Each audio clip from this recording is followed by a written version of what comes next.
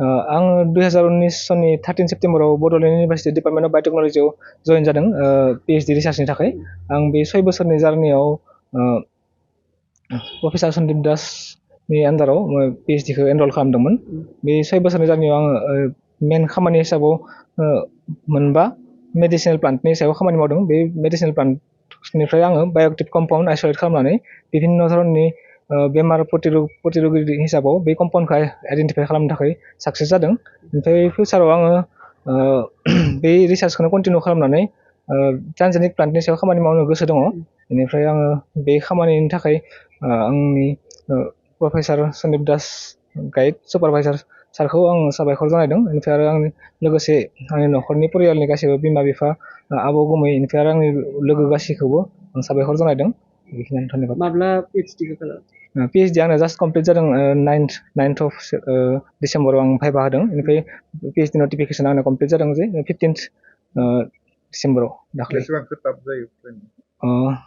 बुंनो थाङोबा माखासे स्ट्रागल फैयो PhDनि गेजेराव, फाइनान्सियेलिबो जायो। बेनिफ्राय आरो किसुमान खामानि एक्सपेरिमेन्टफोरा साक्सेस जायाबा एसे स्ट्रेस गोग्लैयो। बेनि गेजेरावनो आंनि जि गाइडआ बहुत हेल्प खालामदों, लोगोसे न'नि फेमिलि मेम्बार्सफोराबो बहुत सापर्ट खालामदों। बे हिसाबै आं साक्सेस जानो थाखाय साक्सेस जानो हादों आरो। माने CSR नेट क्लियार खालामदोंमोन 2019आव। CSRआनो आंनो फान्डिं खालामदोंमोन फाइनान्सियेल सापर्ट।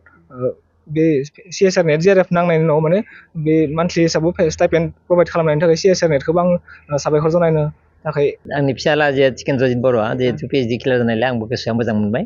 बिनि आरो फिसानि थाखायथ' बहुत गोजोननाय मोनबाय। लोगोसे आरो गोजौ गाबावथों होनना सानो फिसाया आरो मा सानदों बेखौनो साननानै आं बिखौनो बुंनो फोजोबबाय। बिथांनि फरायनायाव माबायदि मोगा-मोगि थासारिया माबायदि मोगा-मोगि जानांदों? नि फरायनायाथ' मोजाङानो जालांदोंमोन। फार्स्टनिफ्रायनो मोजां फार्स्ट डिभिजन पास खालामबाय थादों आरो MScबो फार्स्ट डिभिजन थांदों। दा PhDबो क्लियार जालांबाय। बेनि थाखाय गोजोननाय मोनबाय आरो।